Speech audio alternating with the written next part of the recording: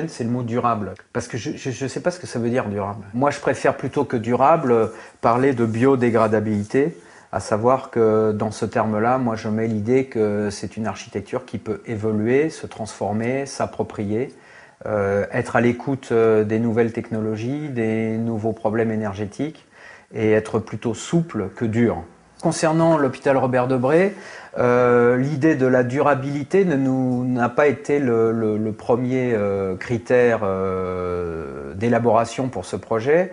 C'est plutôt l'idée, encore une fois, que je défends, de flexibilité. C'est-à-dire qu'on a fait un bâtiment qui s'inspire en fait des bâtiments de bureaux dans la typologie. C'est-à-dire que c'est un bâtiment où les points porteurs sont rejetés en façade et à l'intérieur du bâtiment, dans son centre, pour que tout ce qui est cloisonnement à l'intérieur peut complètement évoluer dans le temps. On peut tout transformer à l'intérieur de ce bâtiment puisqu'il n'y a pas de points porteurs qui pourra gêner l'aménagement futur. Et du coup, ce bâtiment pourrait un jour se transformer en bureau, en école ou voire en logement.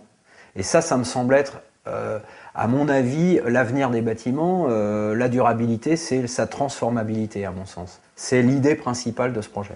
On n'a pas besoin d'hypertechnologie pour mettre ça en place. C'est une manière d'aborder effectivement un sujet architecturalement. Du coup, ça fabrique un projet qui est assez monolithique, compact. Ça aussi, c'est une idée très intéressante par rapport aux problèmes énergétiques, la compacité, d'où l'usage du béton, avec comme contraste une sophistication proche de l'industrie automobile pour tout ce qui est ouverture. En fait, on a 50% de fenêtres et 50% de plein, d'une certaine manière, pour tenir ce bâtiment. On fabrique dans quelque chose de très brut, de très massif, des objets qu'on vient inciser à l'intérieur, intégrer à l'intérieur, très très sophistiqués. Et nous, c'est ce qu'on appelle d'une certaine manière une architecture efficace, avec comme thème général l'économie esthétique. C'est-à-dire que ce qu'on économise d'un côté, on va le mettre dans une autre partie de manière plus sophistiquée.